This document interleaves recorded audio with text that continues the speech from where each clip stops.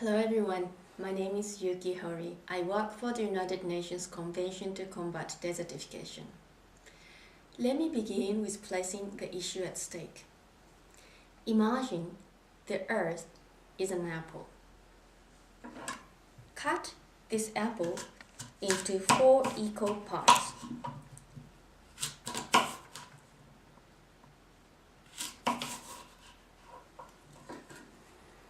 One part is covered by land. The rest is covered by water. Cut the land section in half.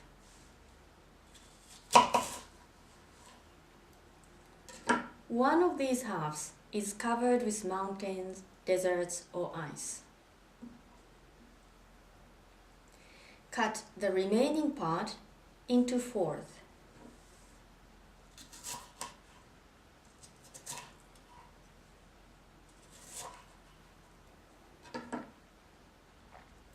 Three of these are rocky, wet, hot, infertile, or covered with roads or cities. Only 1/32 of the apple remains. The peel of this section represents the topsoil that must feed the Earth's population. This is what we, the entire population of the world, depends on. So much depends on so little. The 1/32 of the apple peel, the land we depend on, is my presentation of today. A special focus is given to even a smaller piece, the drylands of the earth. Land degradation in drylands, called desertification, destroys land the size of a football field every minute, wiping out thousands of societies and causing poverty and hunger for millions of people. But what exactly is desertification? How does the convention work to fight against it? This is what I'm going to speak for the next 15 minutes or so. You have just seen the interview of the Executive Secretary of the Convention, Luke Nyakaja, and my presentation also complements what he said about desertification. Now, what is desertification?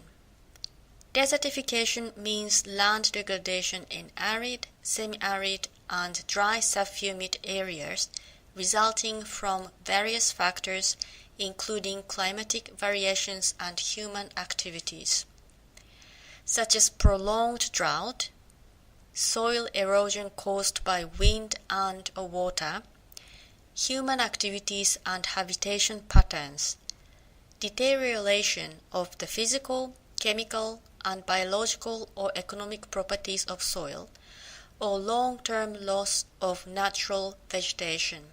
So this is a mixture of human acts and climatic variations that have been continued for thousands of years. But of course that, as I will mention later on, the human activities cause climate change and that adversely affect desertification, and all those connections are getting really serious issues in recent years. In the context of sustainable development, the drylands generally excludes hyper-arid areas, which is desert. When land degradation occurs in the world's drylands, it often creates desert-like conditions. In environmental terms, drylands are characterized by low, infrequent, irregular, and unpredictable precipitation, large variations between day and nighttime temperatures, soil containing little organic matter and a lack of water, and plants and animals adapted to climatic variations like drought-resistant, salt-tolerant, heat-resistant, and able to cope with a lack of water. So the pictures here in this slide all depict drylands. Drylands does not mean desert and human activities, that people live in drylands and people have varieties of activities in the drylands. Having said that, the definition of dryland is slightly different according to how you measure it. For example, UNEP, United Nations Environment Programme, bases its definition on the aridity index, the dryness of the region or area. For comparison's sake, the FAO, Food and Agriculture Organization of the UN, uses the length of growing period of plants. These different definitions lead to different figures on the size of drylands. And by the way, the UNCCD uses the UNEP definition based on the aridity index. Drylands cover over 41% of the global terrestrial area, where over 34% of the global population live. In this case here, I am including the figure of hyper-arid as an ecosystem, which is the gray area shown on the map, and that is desert. 34% is about 2 billion people, 1/3 of the entire world population. There is a study which shows that drylands have the lowest GDP per capita and the highest infant mortality rates. The geography of endemic poverty and hunger coincide with that of degraded lands. But land degradation is not a problem of the drylands alone.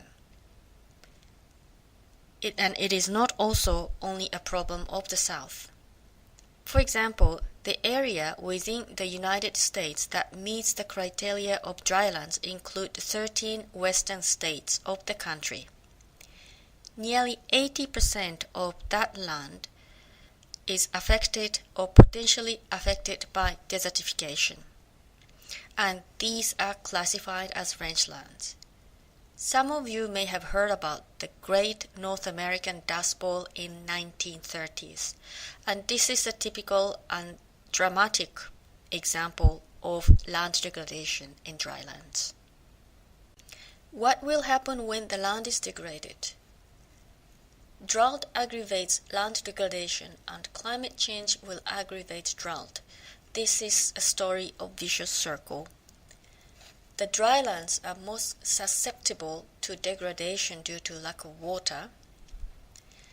Land degradation reduces carbon storage, contributing to global warming. Dryland soils contain more than 25% of the organic carbon stores in the world. This is a really big storage.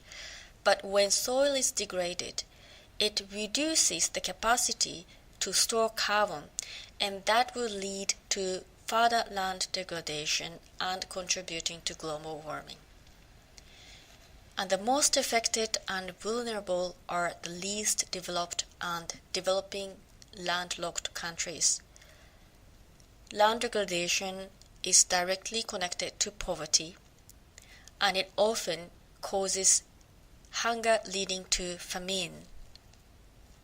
It will cause forced migration because people will lose productive land and productive means to sustain their living. And when people move, they will sometimes move to where that is already crowded, and that could cause conflict. So you can imagine there are so many impacts of desertification, and that people in drylands directly feel. Now let me speak about the United Nations Convention to Combat Desertification. The need of the Convention to Combat Desertification was agreed at the Rio Summit, the United Nations Conference on Environment and Development, held in Rio de Janeiro in 1992. After some preparation period, the convention was adopted on 17 June 1994 and entered into force in 1996. In passing, 17 June is observed as the World Day to Combat Desertification. Also in passing, there were two other conventions which were born out of the Rio Summit. One is the United Nations Framework Convention on Climate Change, and the other is the Convention on Biological Diversity. So with the UNCCD, Climate Change Convention, and Biological Biological Diversity Convention, were called three sister Rio Conventions. The objective set out in the convention text is to combat desertification and mitigate the effects of drought in countries experiencing serious drought or desertification. It seeks donor nations and agencies and affected countries in the new partnership so that the issue of desertification, land degradation, and drought are tackled as a global problem. The convention has the universal membership of 194 country parties and a regional entity. 194th was Iraq in 2010. The convention party means a country or regional entity which signed the convention. A regional entity here means European Union. The UNCCD is currently being implemented under a strategy plan called the 10-Year Strategic Plan and Framework to enhance the implementation of the Convention, which was adopted in 2007 by member parties. The Convention is implemented under the strategy at the moment. How does the Convention work? Here is the monitoring mechanism. The Convention is implemented through action programs. Countries affected by desertification are implementing the Convention by developing and carrying out national action programs. The Convention also has sub-regional and regional action plans to complement national action programs. The Conference of the Parties is the supreme body of the Convention.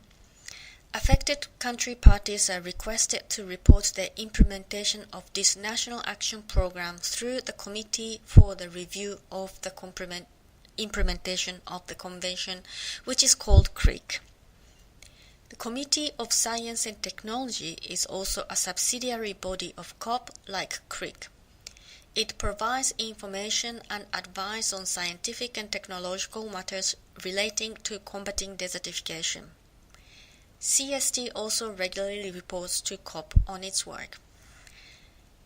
Global Mechanism helps the COP to promote funding for convention-related activities and programs at the country level. These are the major mechanisms as to how the convention functions. Amongst these, it may be worth highlighting on the action programs. In order to implement the convention, it is important to know what actions need to be taken to combat desertification. For this, each affected country develops a national action program.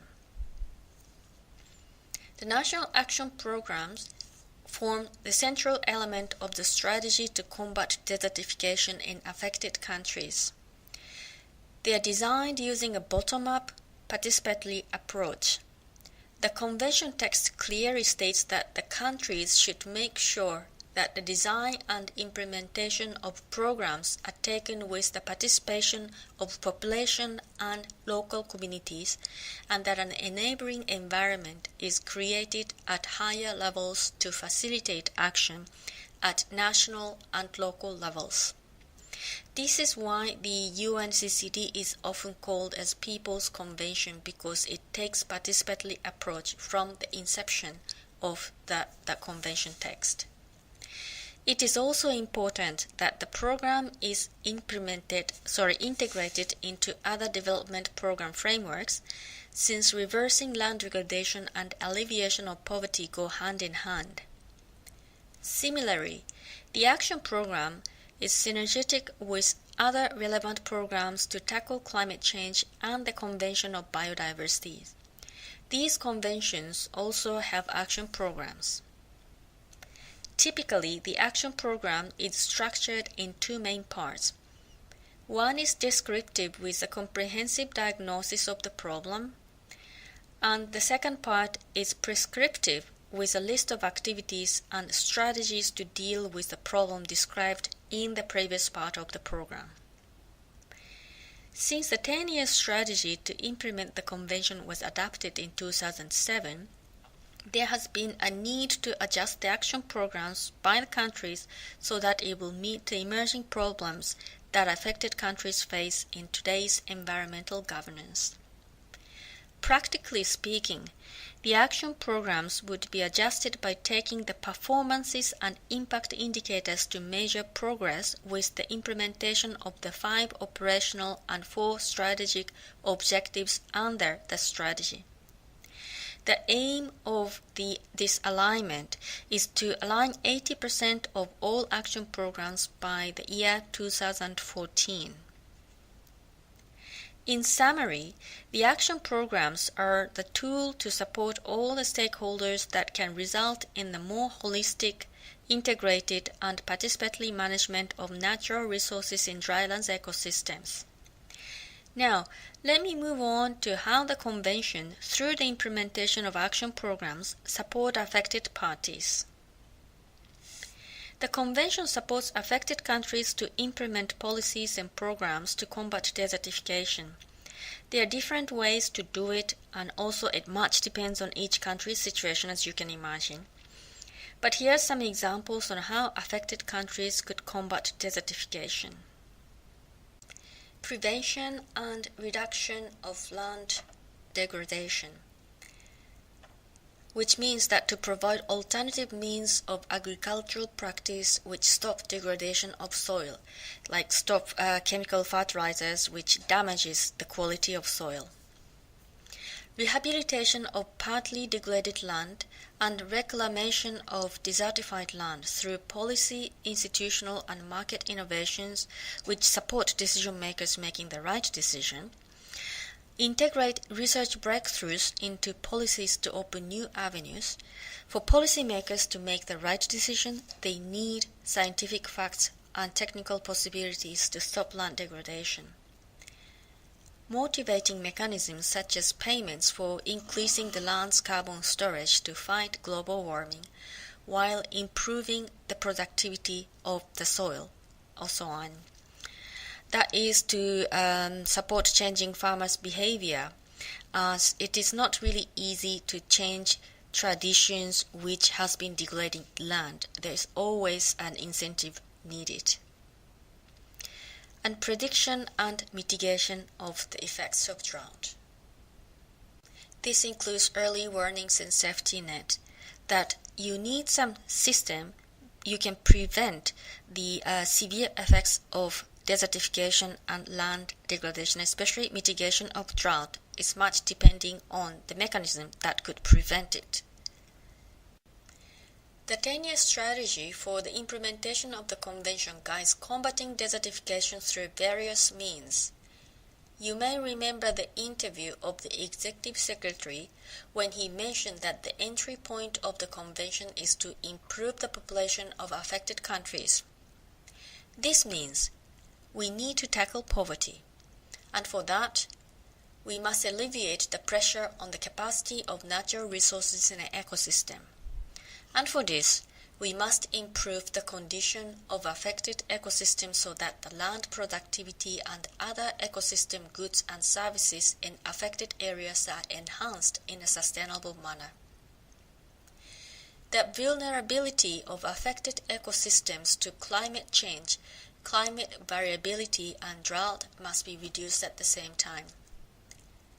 This is not only for improving the condition of drylands, but it eventually becomes global benefits as a consequence. But to achieve this, everyone, whether affected or non-affected, farmers or policymakers, must act together to implement the Convention. An effective partnership is a must to mobilize all available resources. Sustainable land management and land rehabilitation are grassroots level undertaking, but all partners should operate the required paradigm shift for implementation of the conventions. Okay, what does it mean in actual terms? How does the convention relate to the problem of global ecosystem and poverty?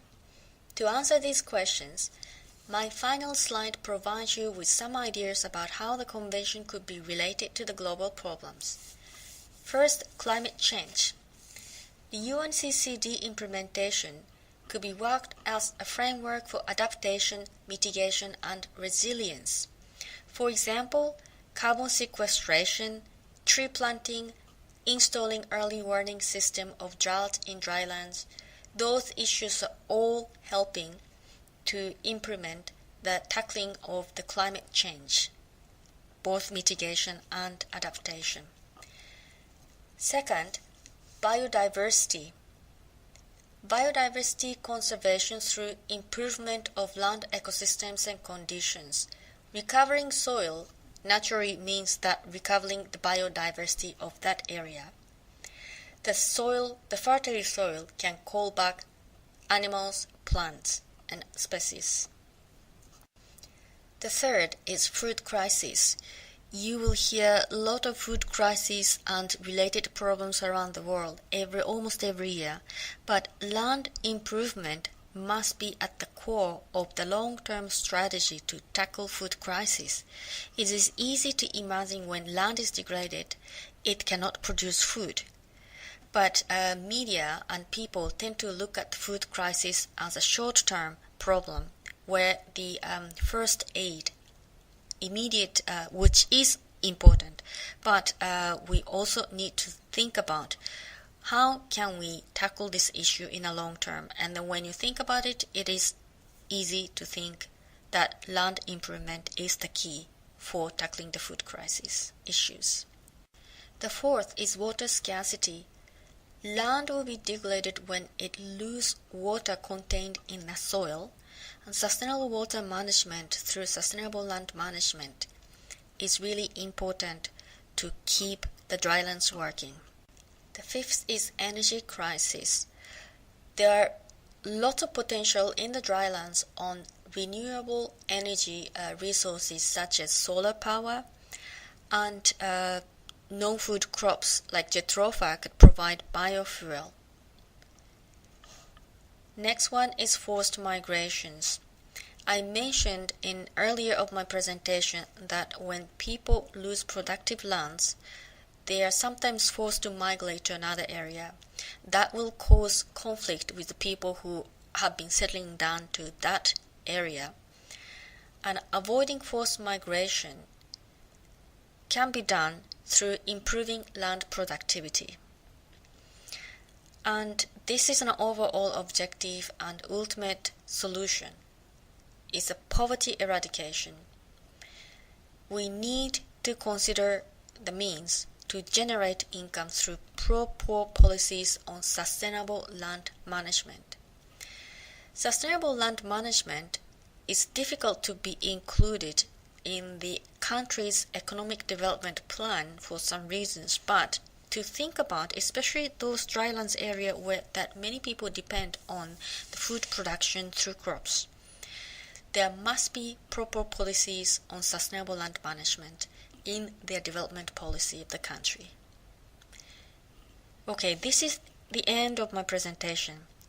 Now, let me ask you some questions on what you think about the implementation of the convention. What does desertification mean to you?